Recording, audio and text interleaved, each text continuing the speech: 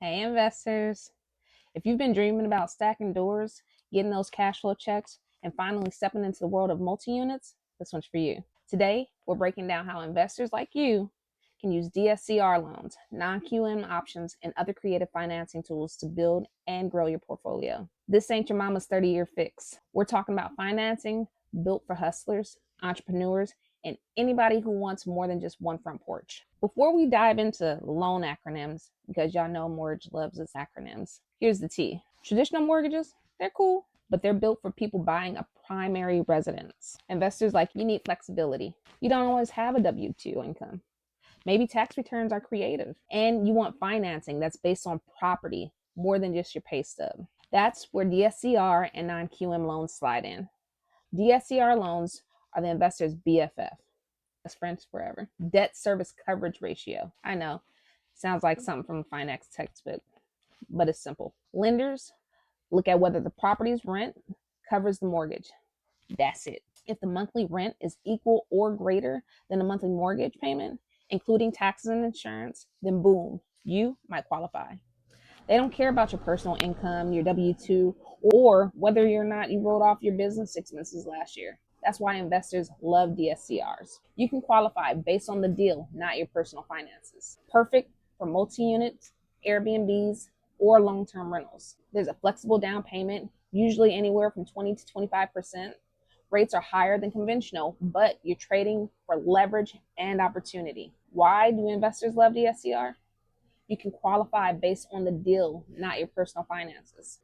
Non-QM loans are for the outside-the-box investors. Non-QM stands for non-qualified mortgages. Basically, it doesn't fit the Fannie Mae and Freddie Mac traditional guidelines. Some examples are bank statement loans. You can use your deposits, not your tax returns, to prove your income.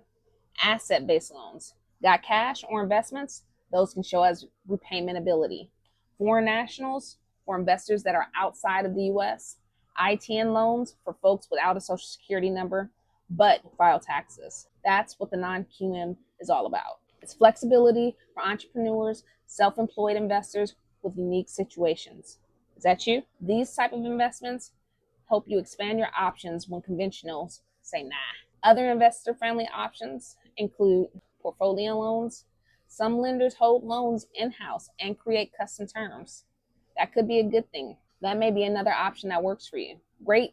If you want to bundle multiple properties under one relationship, that's cool too. We also do cross-collateral loans. This allows you to use equity from one property and leverage it for another property. Bridge loans, those are short-term financing, so you can grab property now, then refinance later into long-term. Perfect for when the timing matters. If you're going to do 5 units or more, you're in commercial territory. That's a commercial loan. Terms are different, underwriting is different, but opportunity is big. Here's how you prepare as an investor. Because knowing your loan type is cute, but lenders still need receipts. Credit check.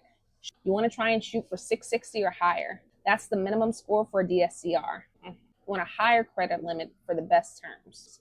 Lenders want to see that you can cover 3 to 6 months of payments. Do a property analysis. Know your rent estimates, expenses, and cash flow numbers. Have a game plan. Are you holding long-term? Flipping? You doing Airbnb? Have your strategy ready so that lenders can take you seriously. Also, team up with a solid realtor, a good mortgage pro like myself, and maybe even a property manager. Don't try to wing it solo. We're a team. We can help you. You also want to know the risks versus reality. Now, SCR and non-QM loans often come with higher interest rates and fees. That's why the trade-off is for flexibility. If rents dip or vacancies rise and your DSCR ratio can get shaky, always run the conservative numbers. On the non-QM programs, things change quickly. What's available today may not be available tomorrow. So don't over leverage. Think long-term. Sustainability. Think big picture. At the end of the day, let the property qualify for itself. If you're using non-QM, flexibility when conventional says no. Other creative tools include keeping your options open so that you can scale faster. Smart investors use these loans to build wealth, not just buy houses. All right, squad, so let's wrap it up. If you're sitting on the sidelines waiting for the perfect rates, stop it.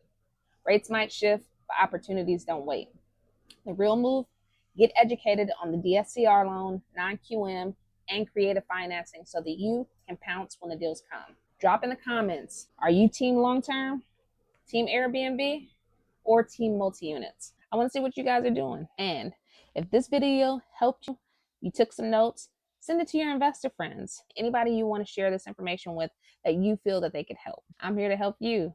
Let's be a team. I want you, do me a favor, follow, like, subscribe, all of that. I'll be back breaking down more investor tips so you can grow your portfolio without losing your mind. Peace, love, and profitable properties.